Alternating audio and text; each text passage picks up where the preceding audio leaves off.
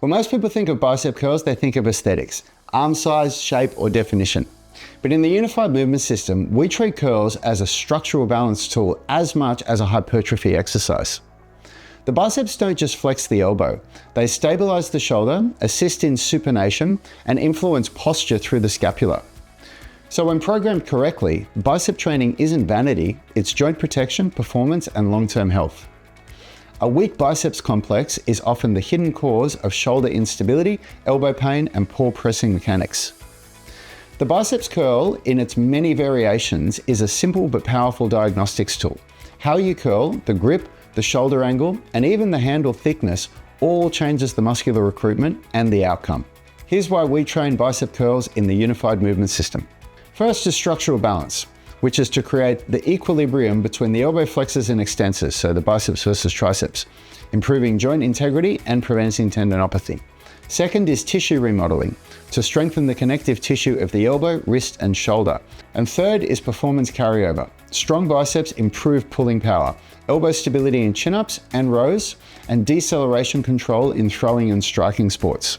The biceps are the brakes of the upper limb, and a car without brakes is an accident waiting to happen.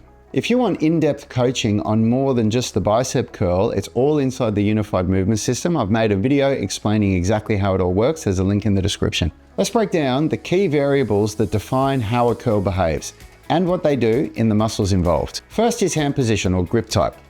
The biceps brachii crosses both the elbow and shoulder joint, and its function is twofold: elbow flexion and forearm supination.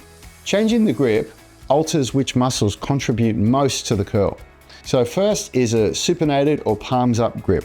This is the classic curl position. It maximally activates the biceps brachii, particularly the long head, and engages the supinator muscle. It's the strongest position for elbow flexion, ideal for maximal load and hypertrophy. Second is neutral or a hammer grip. This position shifts tension towards the brachialis and brachioradialis, which thicken the upper arm and contribute to overall size. It's also the most joint friendly, reducing strain on the wrist and elbow. Third, a pronated or reverse grip. This emphasizes the brachioradialis and forearm extensors.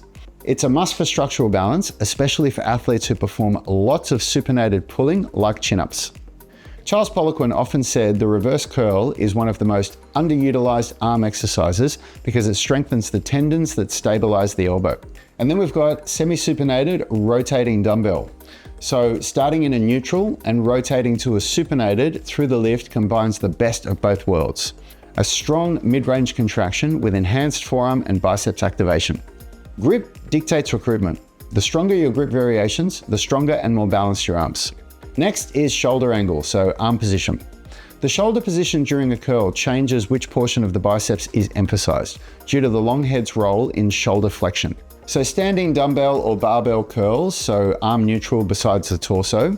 This position works the biceps evenly and allows heavier loading. It's the most versatile starting point for building general strength and size.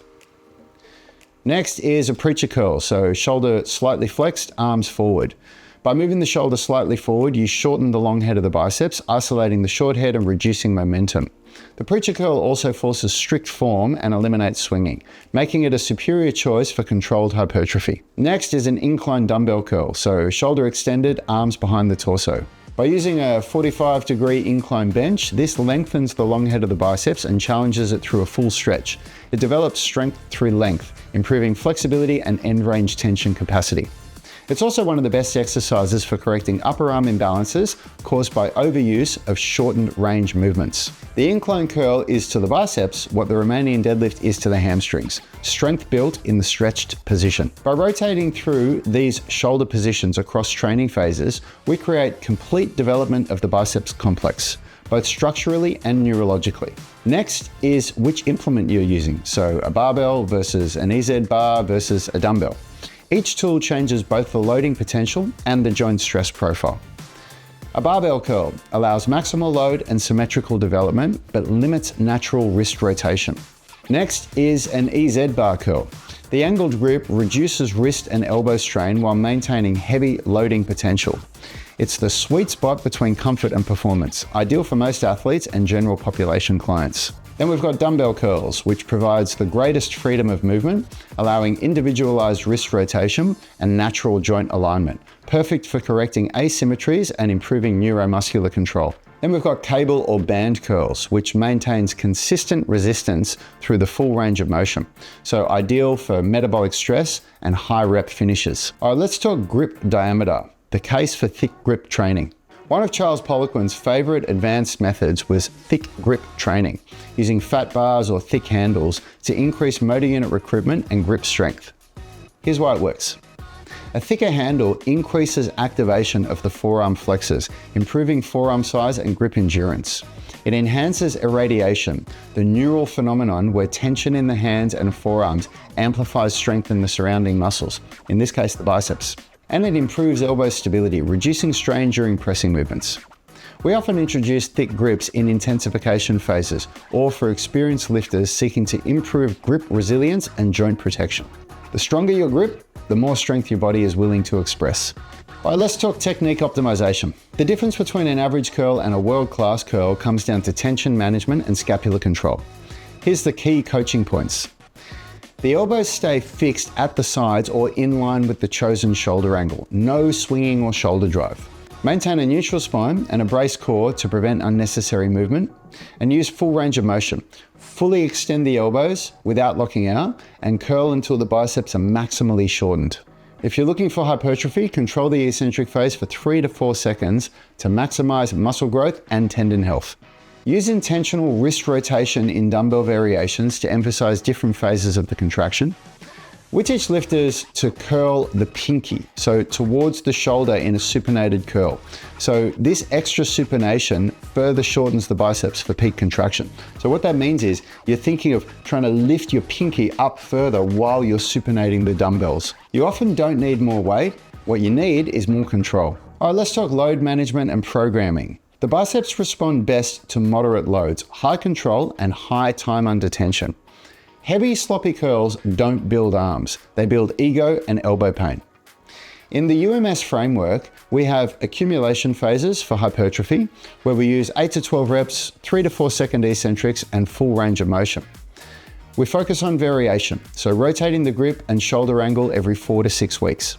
And then in intensification phases for strength and neural drive, we use lower reps, say 5 to 8, with heavier loads and a faster concentric phase with strict form. Barbell or EZ bars work best here because you don't have to worry about trying to balance the two dumbbells. When you've got a barbell or an EZ bar, you can just crank up a heavy weight. In structural balance phases, so the first 3 phases of the unified movement system, we include reverse and hammer curls to strengthen the brachialis and forearms, ensuring balanced elbow flexor development. Structural balance isn't about equal numbers, it's about equal resilience. For advanced trainees, contrast supersets, so for example, an incline curl to a reverse curl or 1.5 rep sets are excellent for advanced overload and time under tension. There's a lot more to advanced overload than that, but that's a good little example. All right, let's look at the UMS application, so the big picture integration. Bicep curls in the unified movement system aren't trained in isolation. They're integrated strategically into the bigger framework like this. As an accessory to chin-ups and rows, improving pulling performance. As an antagonist to pressing, maintaining shoulder health and elbow integrity.